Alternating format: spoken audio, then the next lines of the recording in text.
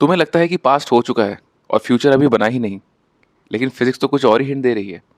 Einstein की theory of relativity के हिसाब से टाइम एक स्ट्रेट लाइन नहीं है। स्पेस और टाइम मिलकर एक फैब्रिक बनाते हैं, स्पेस टाइम का। मतलब जो तुम पास्ट, प्रेजेंट और फ्यूचर बोलते हो ना, शायद वो अलग अलग है ही नहीं, वो सब एक स्ट्रक्चर का पार्ट है।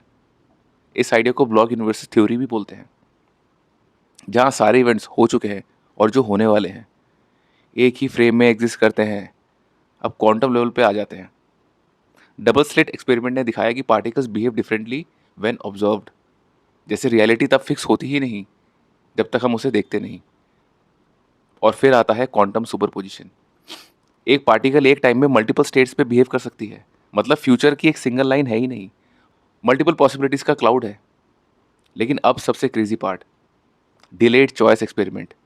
इस एक्सपेरिमेंट ने यह सजेस्ट किया कि तुम्हारी प्रेजेंट ऑब्जर्वेशन पास्ट के बिहेवियर को भी इफेक्ट कर सकती है।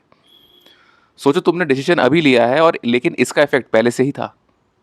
यहां से एक आता है डेंजरस थॉट, क्या टाइम वैसे फ्लो नहीं करता जैसे हम सोचते हैं? तो क्या सब कुछ पहले से ही एग्जिस्ट कर रहा है, या तुम उसे क्रिएट भी कुछ कर रहे हो? सच शायद बीच में है। पॉसिबिलिटीज ऑलरेडी प्रेजेंट है, लेकिन एक्सपीरियंस का पाथ तुम चूज करते हो। सोचो एक गेम खेल रहे हो तुम, और गेम का पूरा मैप ऑलरेडी डिसाइडेड है, बना होता है, लेकिन तुम कौन सा रूट चूज करोगे वो तुम डिसाइड करोगे। तो ध्यान से देखना, तुम जब रैंडम डिसीजन ले रहे हो, तुम एक रियलिटी सिलेक्ट कर रहे हो। और शायद फ्यूचर लिखा हुआ नहीं है, लेकिन हर पॉसिबल फ्यूचर ऑलरेडी अवेलेबल है तुम्हारे पास।